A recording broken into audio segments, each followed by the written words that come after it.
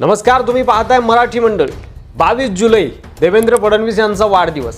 तर ठीक आहे, वाढदिवसानिमित्त प्रशंसा करायची असते, मान्य आहे, पण कट्टर विरोधक ज्यांचा पक्ष देवेंद्र फडणवीस यांनी फोडला, अर्थात आपले फुटले म्हणूनच त्यांना ते शक्य झालं, तो भाग वेगळा, पण कट्टर राजकीय विरोधक असताना आणि एरवी फार खालच्या पातळीची टीका देवेंद्र फडणवीस यांच्यावर केलेली असताना आज अचानक स्तुती केलेली बघून अनेकांना हे पचेना झालंय। फडणवीसांचं कौतुक केल्यावर अनेकांच्या भुवया उंचावल्यात आणि त्यामुळे महाराष्ट्राचं राजकारण पुन्हा कूस बदलेल असे संकेत यातून मिळत आहेत का, असा देखील तर्क लावला जातोय।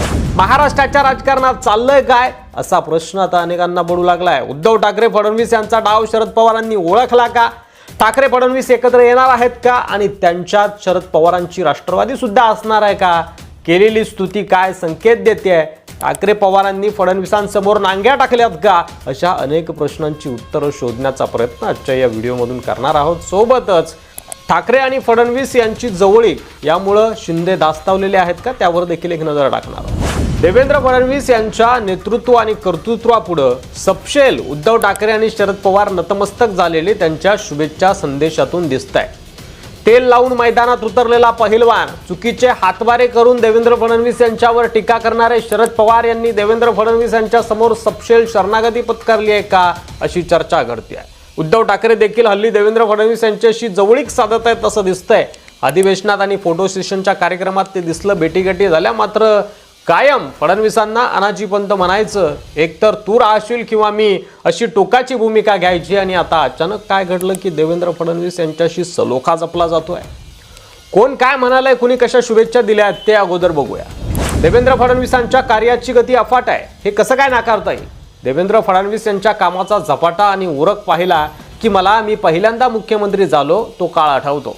त्यांचे कष्ट पाहून ते थकत कसे नाहीत असा प्रश्न मलाही पडतो। ही त्यांच्या कार्याची पोचपावती आहे। देवेंद्र फडणवीसांना राजकारणाचे बाळकडू जरी घरातून मिळालं तरी वडिलांच्या अकाली निधनाच्या धक्क्यातून सावरणे, उभे राहणं आणि नेटाने पुढे जाणं हे आव्हानात्मक होतं। त्यामुळे आजपर्यंतच्या यशस्वी वाटचालीचे श्रेय केवळ त्यांचेच आहे। देवेंद्र कायद्याने पदवीधर असल्यानं ते पट्टीचे हजरजबाबी, संवाद कुशल आहेत। वागण्यात आणि बोलण्यात कमालीची तारतम्यता त्यांची जमेची बाजू आहे। या गुणांच्या आणि उपजत बुद्धिचातुर्याच्या बळावर त्यांनी सत्तेत नसताना देखील आपल्या कार्यक्षमतेचा ठसा उमटवला। भाजपचे प्रदेशाध्यक्ष म्हणून त्यांनी बजावलेली कामगिरी खरोखरच वाखाणण्याजोगी होती। या कामगिरीचे फलित म्हणूनच त्यांच्या गळ्यात अगदी तरुण वयात मुख्यमंत्रिपदाची माळ पडली। भाजपच्या वरिष्ठ नेतृत्वाने दाखवलेला विश्वास त्यांनी सार्थ ठरवला। त्यांनी केलेल्या कामाचा उहापोह कॉफी टेबल बुकमध्ये होईलच, परंतु मी त्यांच्याकडे विविध विषयांची उत्तम जाण असणारा, प्रशासनावरील मजबूत पकड असणारा आणि आधुनिकतेची कास धरणारा नेता म्हणून पाहतो, अशी स्तुती सुमन शरद पवार यांनी फडणवीस यांच्यावर उधळलेली आहे। आणि त्यामुळे राजकारणातील चाणक्य, भीष्म पितामह मानल्या जाणाऱ्या पवारांना देवेंद्र फडणवीस यांनी राजकीय डावात मात दिली आणि पवारांच्या चाली हाणून पाडल्या।